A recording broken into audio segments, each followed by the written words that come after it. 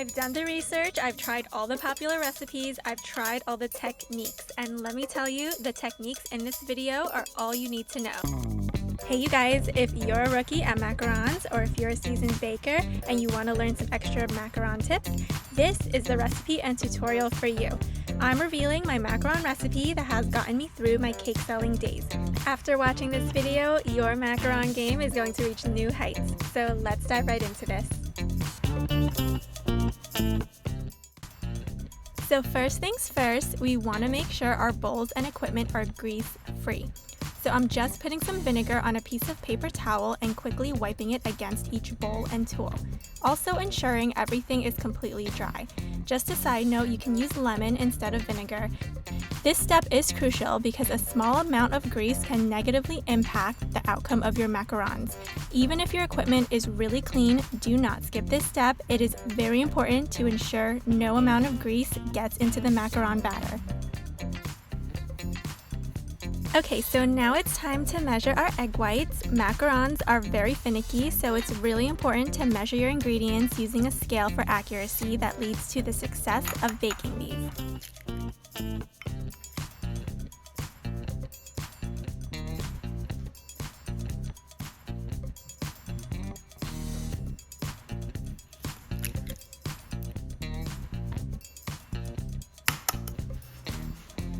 Since these came right out of the fridge, I'm going to bring them to room temperature, so I'm just popping it into the microwave in 5-second intervals, mixing in between.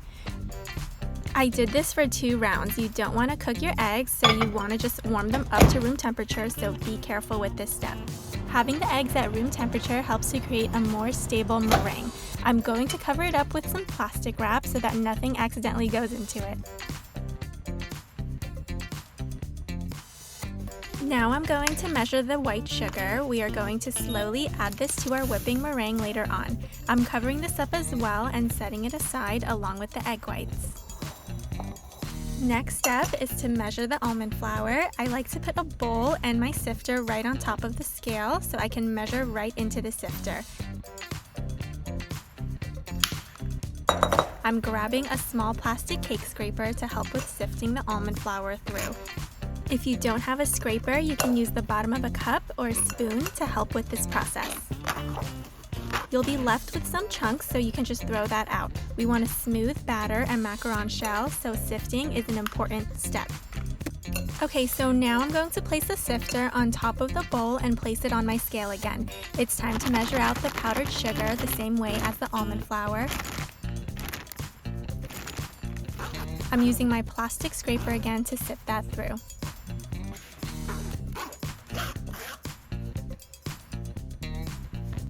I'm giving this a good mix before I begin sifting them together. So when you sift these together, it allows for even distribution, which is important for consistent results in terms of texture and appearance. So I'm pouring this into a large piece of parchment paper. I'm putting the sifter on top of the bowl and scooping the mixture into the sifter so I can run that through again. I'm going to do this for 2 rounds. I recommend doing at least 2 rounds of this sifting process, but if you desire an exceptionally smooth macaron shell, do not hesitate to repeat it a couple more times. With each pass through the sifter, you may notice a few remaining chunks. Simply discard them, as the objective of this sifting process is to achieve a perfectly smooth texture.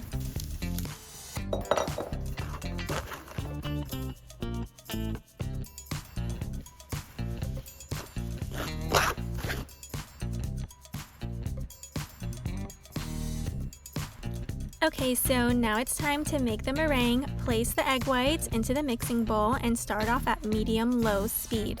I'm showing you real-time speed so you can get an idea of how fast this is mixing.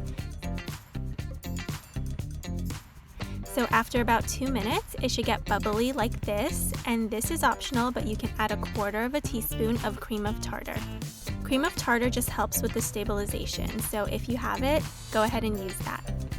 Continue mixing for a few minutes. The next step is to add the sugar slowly, and I'm going to show you guys how you know when it's time to start adding the sugar.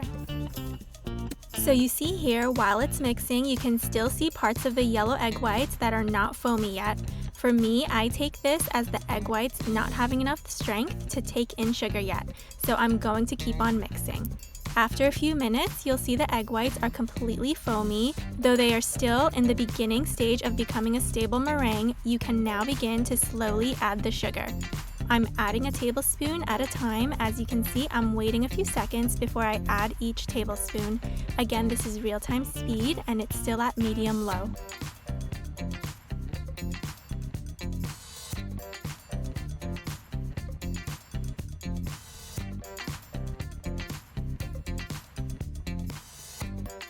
Once all the sugar is in, you're going to gradually increase the speed to the highest speed.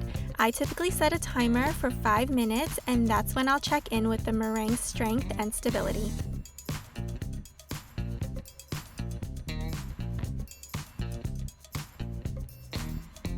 Okay, so 5 minutes have passed and I'm going to check in on the meringue. So what I do is just detach the whisk attachment and swirl it around. Then I pick it up, and if the meringue peaks are pointing straight up, it's ready. You'll also feel a slight resistance when you swirl it around, which just means the meringue is strong. If the peaks are curling, continue mixing at high speed for another 30 seconds to a minute and check the peaks and strength again. Here I'm quickly prepping my piping bags. I'm prepping 2 because I'm going to split my batter so I can make white and pink macarons. So I'll show you guys how to split it later on. If you only want to make one batch of one color, obviously you only need one piping bag and piping tip. So once the piping tips are in, I like to twist it and push it in so that the batter doesn't flow out before I'm ready to pipe them. I have 2 types of piping tips here that are slightly different in size, which are both fine to use. I'll leave the links for them below. I'm placing them in a tall cup and opening the ends so I can easily pour the batter in. Okay, so back to the meringue. I'm making a little well in the middle and I'm going to pour the sifted dry ingredients in. So I don't start deflating right away. I first fold the ingredients together. As you can see, I'm not mixing or pressing on the batter. I'm simply just swirling and lightly folding it. I'm doing this because I want to evenly distribute the meringue into the dry ingredients first before I deflate the batter.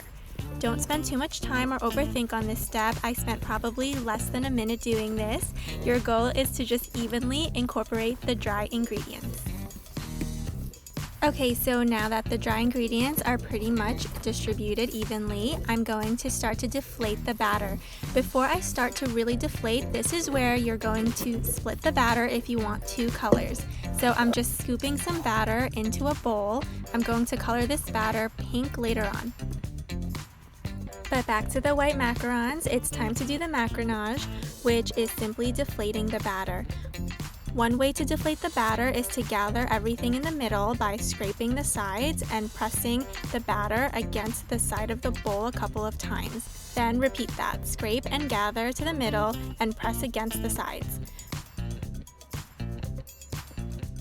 Another way you can deflate the batter is to press and spread the batter throughout the sides of the bowl like this, then gather the batter again to the middle and repeat.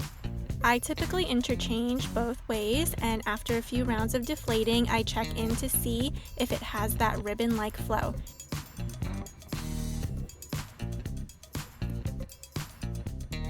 Here you'll see it doesn't flow so smoothly, so I'm going to deflate 1 or 2 more times.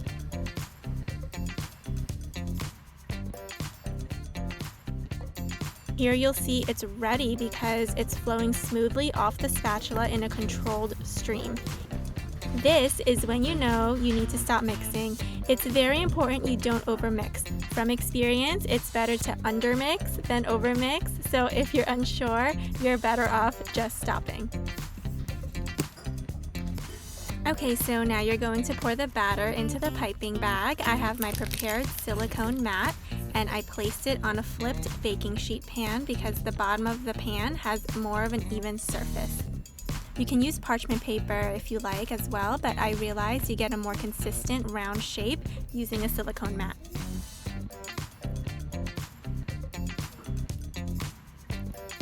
Okay, so now that I've filled one sheet, I'm going to tap the bottom of the pan to release some air bubbles.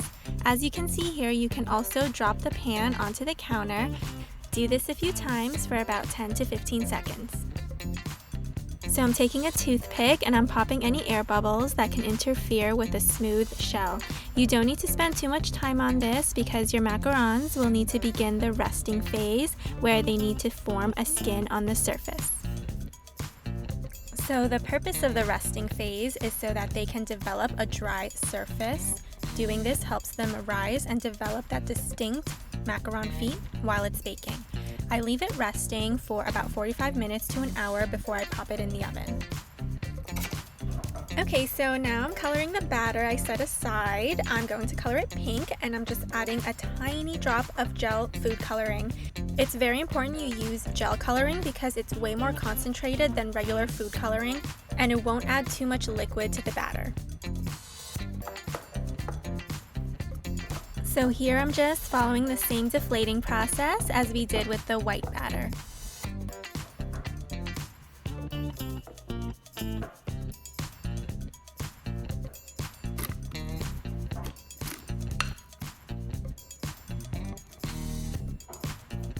So in about 45 minutes, I'm going to check in to see if that dry skin formed on top of the macarons by lightly sliding my finger on top of one of them. Once I feel that on the first batch I piped, I'm going to put it in the oven at 310 degrees Fahrenheit for 15 minutes.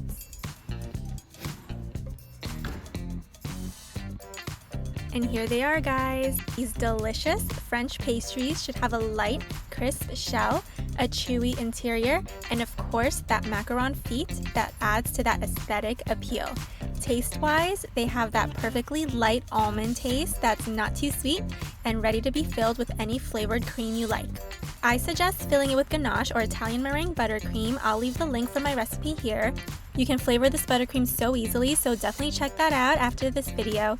If you're wondering how I decorate these, it's actually very easy. Check out my how to decorate a macaron video. It's so quick and practically effortless. It will most definitely elevate this dessert. I hope you found this recipe and tutorial helpful. Let me know if you tried this recipe out or if you have any other techniques that I didn't share in this video. I always love hearing baking tips to make things faster or easier. Thank you so much for watching and I'll catch you in the next video.